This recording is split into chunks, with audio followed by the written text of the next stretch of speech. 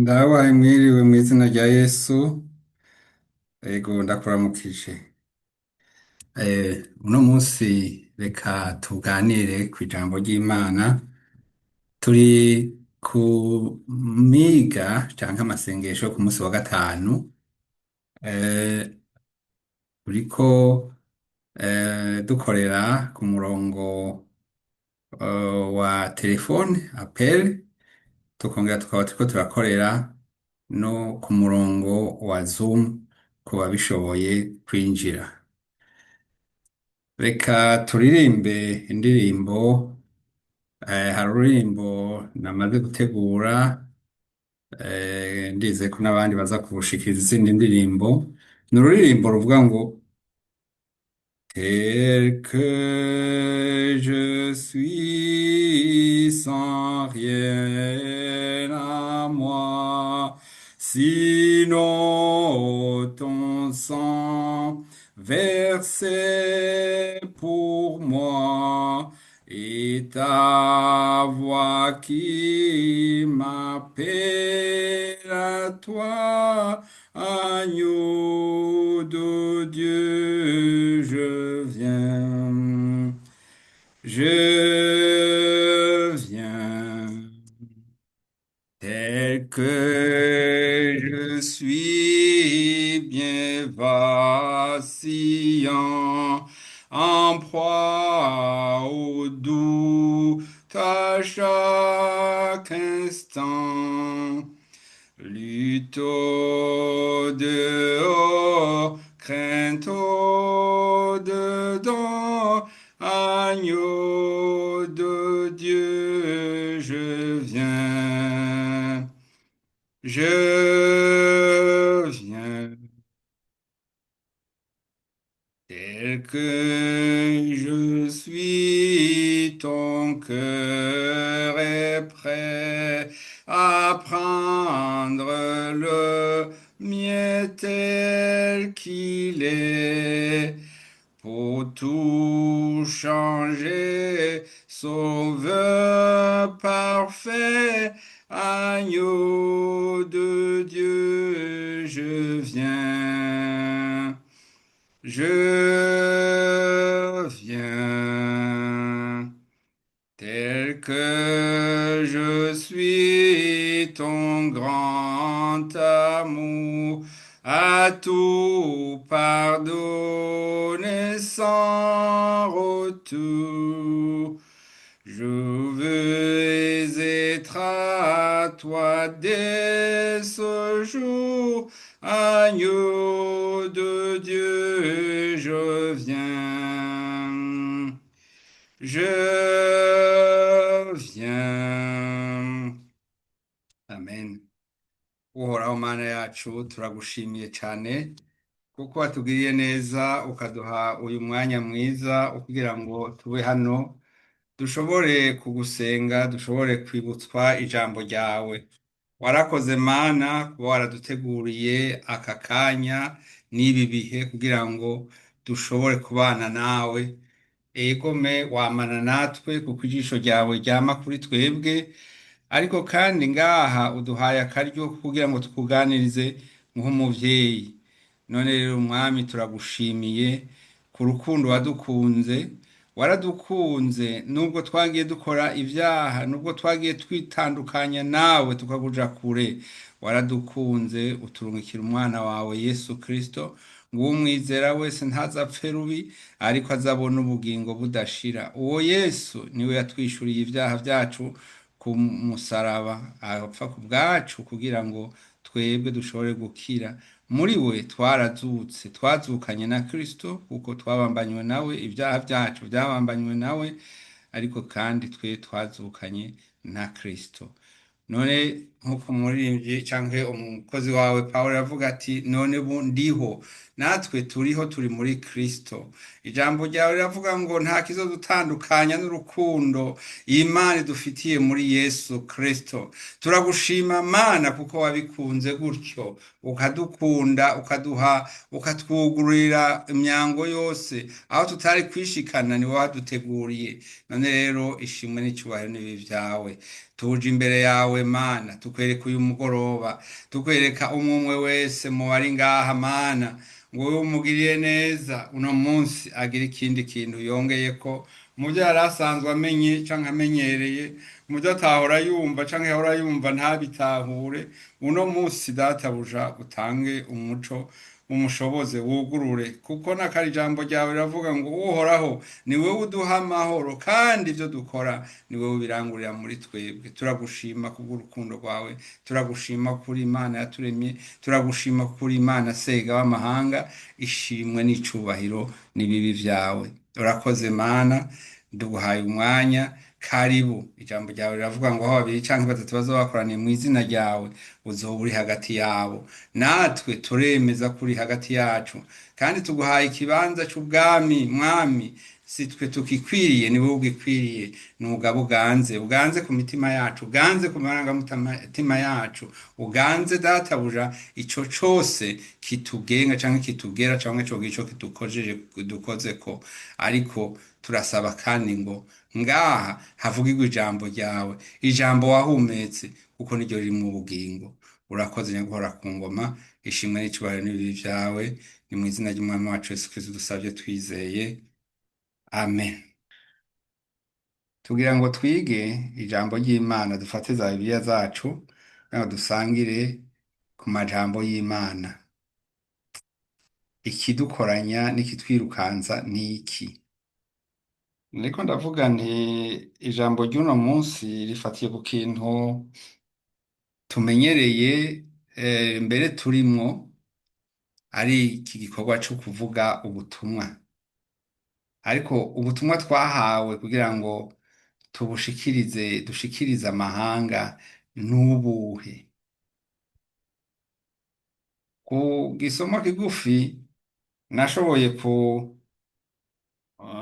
novuga nti gutegura kuri ico canke icigwa kuri ico, ni novuga nti biri mu mapoint atanu. Ica mbere na mbere ni uguhamagarira abantu bose kwihana. Kubera iki? Kuko ubwami bw'ijuru buri hafi. Kandi ubwo nibwo butumwa Yesu Kristo yazaniye amahanga. Igihe yatangura kwigisha, turasoma muri Matayo 4, turahera kuri 12, tubandanye gushika aho tushikira ijambo Yesu yigishiriza i Kaperinaumu. Yumvise yuko Yohana yashizwe mw'ibohero, aja i Galilaya, yimuka i Nazareti, aja i Kaperinaumu hafi y'ikiyaga, mu rugabano rwa Zebuloni na Nafutali. Ngo ivyanditswe na Yesaya yavugishwa n'Imana bishike, ngo igihugu ca Zebuloni n'igihugu ca Nafutali, aherekeye ku kiyaga hakurya ya Yorodani i Galilaya h'abanyamahanga. Abantu bari bicaye mu mwiza babonye umuco mwinshi, kandi abari bicaye mu gihugu c'urupfu no mu gitutu cago, umuco urasiye kuri bo. Uhera ubwo Yesu atangura kwigisha ati, mwihane kuko ubwami bwo mw'ijuru buri hafi. Iryo niryo jambo nyamukuru Yesu yatanguye kwigisha, gushikiriza ubwoko bw'Imana. Mwihane kuko ubwami bw'ijuru buri hafi. Ikindi Yesu yagiye abamenyesheje, kandi naco umwigisha wese yigisha ijambo ry'Imana atoreka kukirandirako, ni ukumenyesha amahanga yose ko Yesu agiye kugaruka kubw'abamwizeye. Yesu agiye kugaruka kubw'abamwizeye. Aha turafise ibi vyemeza vyanditswe mu butumwa bwiza Yohana yatwigishije hariya mu gice ca cumi n'indwi no mu gice ca cumi na kane kuva kuri ya mirongo ya mbere itangura ivuga ati ngiye kwa data kubategurira ikibanza. Kwa data hari ibibanza vyinshi, yaba batabiriho mba ndabibabwiye, ariko ni vyiza ko ngenda kugira ngo nze ngaruke ndabajane, kugira ngo aho mba namwe azobe ariho muba. Ivyo umukristo wese arabisobanukiwe. Nubwo abantu benshi bashatse kuza barashiramwo insiguro zabo, bakavuga ati ntazoza gutora ishengero ryiwe, bose tweza bazozira rimwe n'ibindi, ariko ukigumye ku bwawe umenye ko Yesu azogaruka kukujana. Hari ibibanza yateguye, hari ibibanza ariko arategura, kandi muri ivyo bibanza azobijana azobitujanamwo ababigenewe, kuko hari n'abandi batazojayo. Abo ni bo ba bandi bazoba baciye muri ya nzira y'ikirari, ya nzira yagutse. Ariko Yesu aha yavuze ahazojana abiwe ni abazoba baciye mu nzira ifunganye. Ego, hariho vyinshi twagiye tumenya bivanye n'inyigisho Yesu yatanze. Turabicikako bimwe, ibindi tuzobibandanya. Yesu yaje kwereka amahanga yose inzira n'uburyo agakiza karonkeka. Muri kino gihe hariho abantu bafise ubutumwa buryoshe buvuga yuko kubera ko Imana ari nyabuntu, Imana irakunda abantu bose, ivyo ni ivy'ukuri, ariko Imana ntibesha. Imana irafise ukuntu yasobanuye ingene agakiza kaboneka.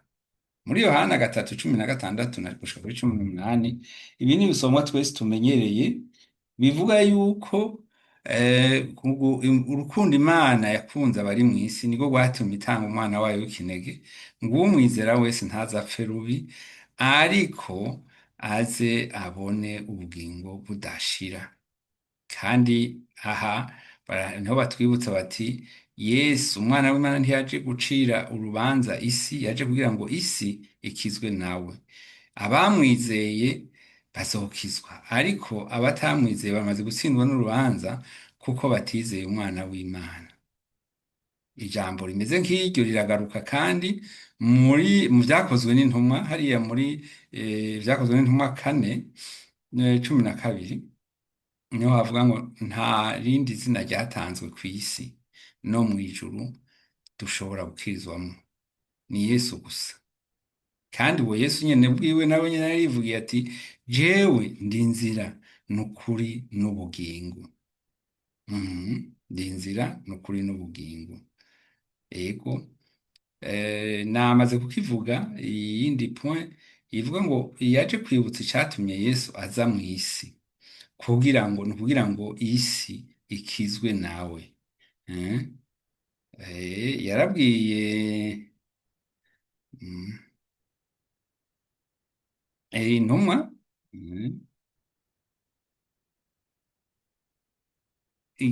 yarabwiye intumwa, kandi yatanguye kubivuga akiri n'umwana,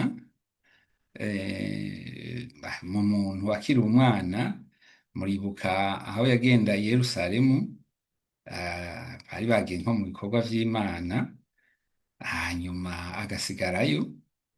Abari bamushinzwe kumurera harimo nyuma wiwe, baramubaza bati wewe ni biki watugize kugira ngo usigare ngaha kandi tukakurondera iminsi yose?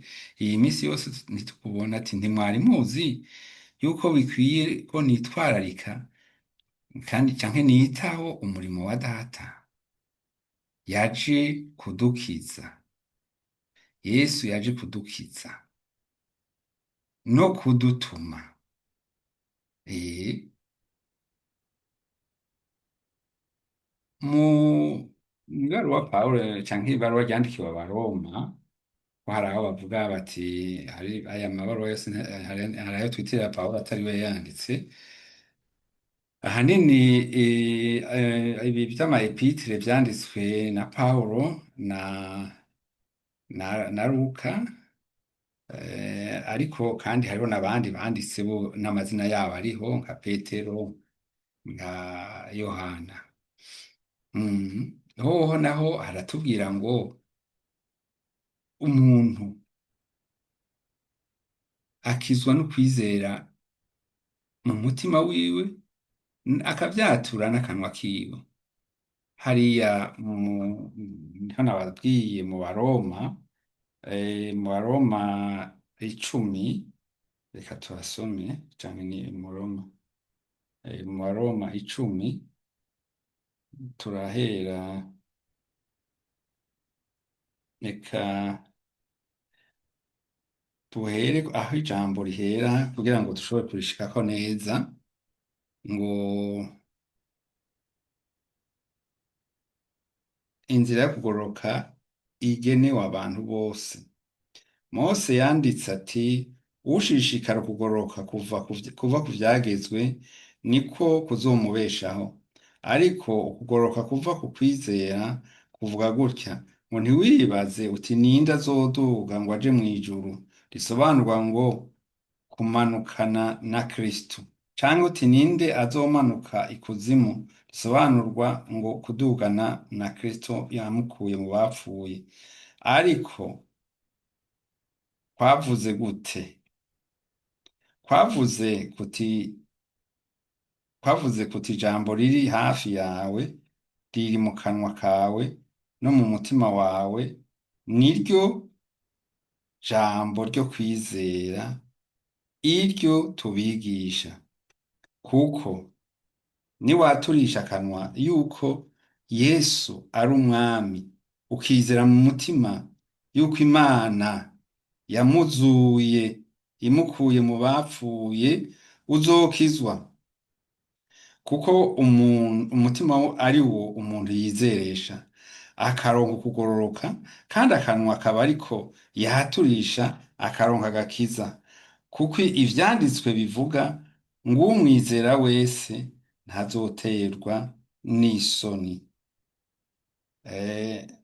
Aha ibintu birakomeye, kuko bigaragaza neza yuko umwizera wese ntazoterwa n'isoni. Ni ukuvuga igikiza si uko kubivuga, ego kubivuga no kuvyatura birakenewe, ariko no kuba ubifise mu mutima. Ego ni ukuba ubifise mu mutima, nawe utabifise mu mutima ntaco bivuze.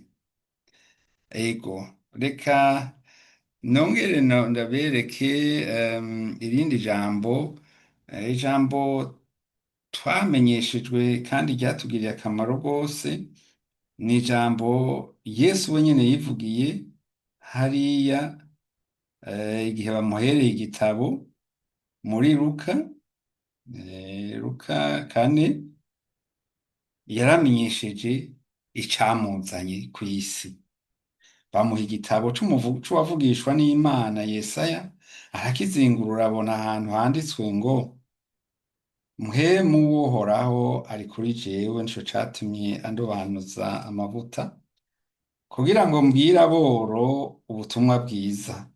Yantumye kumenyesha abarindwa ko barekuwe, n'impumyi ko zihumuka, no kubohora abanywagutse imitima, no kumenyesha abantu umwaka wo kwemererwa mwo n'Uhoraho. Haleluya! Yesu rero yaraje ati ni jewe. Sinzi ko mumaze kugenda ahantu hari umuntu kumbure muzi ko ari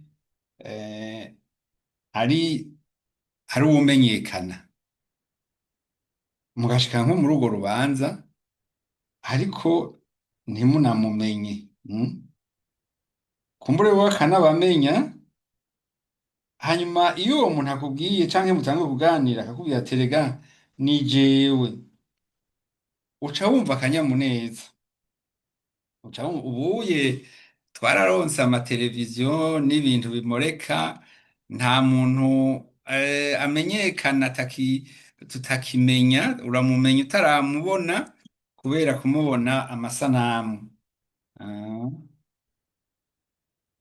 hanyuma eh,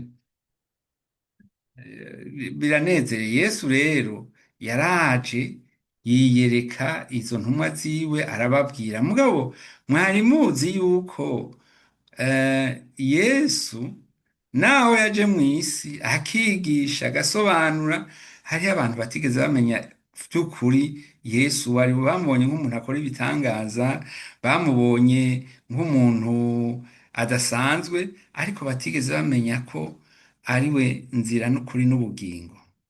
Mbega wewe wamumenye gute? Wewe waramenye Yesu nk'ukora ibitangaza, cyangwa wamenye Yesu nk'umwami n'umukiza wawe? Uyu munsi rero harageze yuko uwo Yesu wamenye umumenya nk'umwami n'umukiza wawe. Ego, kuko kumenya Yesu ni ikintu gikomeye. Kuba waramenyanye na Yesu ni ikintu gikomeye cyane, kandi umunambeho umugumeko, kuko nta handi arakiza ariho gashobora. Mwami Yesu rero abahezagira. Niyo majambo nari mfise, reka dushime Imana. Uhoraho Mana yo mu ijuru, ndagushimiye kuko wowe wera kandi ukwiye gushimwa no guhabwa icubahiro. Izina ryawe niryubahwe, ubwami bwawe nibuze, ibyo ushaka nibigwe ku isi nko mu ijuru. Uduhe ibyo kurya bidukwiye umunsi, turekure ibyaha byacu nk'uko natwe turiko tubwiye nabi, ntuteranye ibitwosha nabi, amadukiza akabi. Amen. Turagushimiye kuko utuganiriye kuri uno mugoroba. Mana, usubiye kutwibutsa ibikorwa dufise, kwibutsa no guhamagarira abantu kwihana ivyaha vyabo, kwakira Yesu nk'umwami n'umukiza wabo, kuko mu byo batumwe, Mana, mu byo wadutumye kugira ngo tumenyeshe amahanga, warabitubwiye hariya muri Matayo 19:28, ngo genda mukwire amahanga yose, mwigishe abantu bose mu butumwa bwiza, ibyo nabageze byose, abazokwizera mubabatize mu izina rya Data n'irya Mwana n'irya Mpwemu Yera. Haleluya. Turagushima Mana kuko wadutoranije gukora iki gikorwa. Ntitwari bihambaye, ariko waratwizeye uradutuma. None rero Mana, tuje gusubira kuvuga tuti turavyemeye, usavye Mpwemu wawe ngo atuyobore, adushoboze guhagarara dushikamye, kugira ngo tuze dukore uwo murimo neza. Tubigusabye tukwizeye, ni mu izina ry'Umwami wacu Yesu Kristo dusavye. Amen.